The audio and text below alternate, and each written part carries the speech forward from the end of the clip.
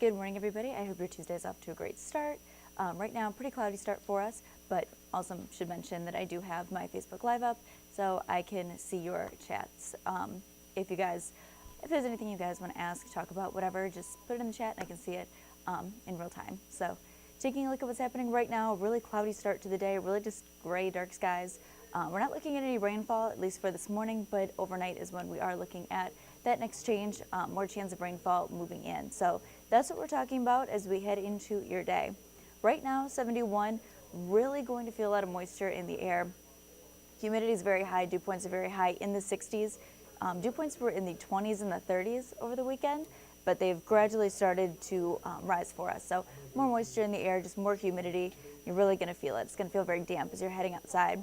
And that's because of all of the wind that is coming in from the coastline. You can see it right now, all of the wind and the arrows, they're pushing in from the coastline. I'll get a little arrow so you can see what's happening. Right now, all of these arrows, they're pointing towards the south, so all of that moisture is pumping in, and that's what's causing the dew point temperatures to rise. As for temperatures, 71 right now in San Antonio, 73 in San Marcos, and 78 in Cotulla.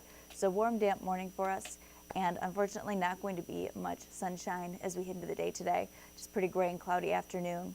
Dew point temperatures have risen all across Texas, even into Oklahoma, definitely over Louisiana, Mississippi. We are looking at our next front moving through today, so that is going to change as we head into Wednesday and Thursday. And it is going to give us our next chance for rainfall. We're also still looking at really strong wind gusts, right now about 20 miles per hour, and that's going to continue throughout the rest of the day, which is keeping that red flag warning in place. Let me stop this so we can stay zoomed out. We have a look right now at all the active wildfires across Texas. The ones that are brighter and more visible, those are the ones that are active. The ones that are starting to dim a little bit, like the ones that are down to the coastline, Corpus Christi, those are the ones that are more contained, and that's why they are not as well lit. So zooming in on what's happening here for our area, we do have a bit of ash in the air today, and that is going to be considered in the pollen count. The good news is, with the wind that is moving in from the south, it is pushing the smoke away from our area. So we're not getting necessarily the ash and the smoke in the air, not really seeing the haze like other cities have been as these fires continue to pop up across Texas. But right now you can see the ones that are active in our area. The one that is in Medina County is almost contained. We can get the latest on that on KENS 5, but as of yesterday it was 70% contained. So if you want to check that out, we have bunch of great articles about it on kens5.com. Another red flag warning is in place today. They've been in place over the last several days. Today, in effect, from 10 a.m. until 8 p.m. for the areas in pink. That's all throughout South Texas and even into Central Texas, looking at Austin, New Braunfels, heading up I-35, and all throughout the hill country. So avoid outdoor burning. We've been showing this graphic for the last couple of days, but just going to show it again. Red flag warning, elevated fire conditions. We have really strong wind gusts that can carry the flames and just cause things to catch very quickly, especially with how dry conditions have been over the last several months for us. Extreme drought conditions are in place across Texas. Now, we cannot fit ash in here, but ash is considered in our pollen count for today. Heaviest is going to be oak. I've had several of our anchors and just people across the station asking me, like, what is going on? My eyes are itchy. I don't feel great. Oak is very, very high. It's very thick pollen, and especially with the wind, it's really being carried right now anytime it falls from the trees, and it can be carried very far with these strong wind gusts, about 20-30 miles per hour over the last week. So have your seasonal allergy medication ready. You're going to need it as we deal with oak. And even molds, they've been medium for the last few days. Hackberry and mulberry are both light, but they are something that we're dealing with now as we start to head into spring. So taking a look at what's happening over the next 12 hours, what we're looking at, temperatures warming up into the 80s for us. Do see a little bit of sunshine at about 3-5 p.m., so you may be out and about on the roads at that time. Have the sunglasses on hand. Unfortunately, for the next couple of hours, even just looking at our window right now at the station here, it's just a very gray and cloudy day, not a very pretty start for us. It is going to be a little bit cooler, but again, very moist, very humid, just a very damp feeling in the air. Afternoon highs, still way above average, usually in the mid-70s this time of the year. Today we're looking at 84 in San Antonio, 94 in Pearsall, and 90 in George West. So, warm day, going to be a little bit humid, going to be a little bit muggy, but let's talk about what is happening this evening. Next front is moving through. It's bringing us the chance for rainfall. Is a low chance. We're not looking at much in terms of accumulation, but portions of the hill country are right now under a level 1 risk or a marginal risk for severe weather.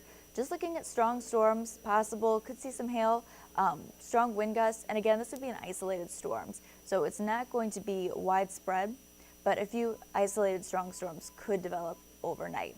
So we are watching that right now. Again, the threat is low. The slight risk, that's a level 2, everything in yellow, that is further north of our viewing area across parts of Waco, St. Angelo. So keeping you updated on that chance for rainfall. It should be moving out as we head into your morning commute time tomorrow. What's going to be happening, taking a look at our model. This shows 9:30 in the evening on Tuesday. You can see St. Angelo starting to first get a few storms, going to be moving through that line of storms, then heads into Kerrville, just really hitting our northern counties. Few isolated strong storms, moves across Austin. The rainfall is a little bit more widespread, starts to make its way into Bexar County, across Victoria, and then moves out. This takes us into 8 a.m. on Wednesday. So everything is clearing out, moving across the coastline, and leaving us dry into Wednesday afternoon. So if you're going to be out and about early, maybe the kids are walking to school, waiting at the bus stop, have the umbrella ready. Few isolated strong storms are possible. Better chance remains much further north from us, though. Now taking a look at the chance for rainfall, or at least how much accumulation we are expecting. Could see anywhere from about 1/10 of an inch to about 1/4 of an inch. Very low rainfall totals are expected with this system.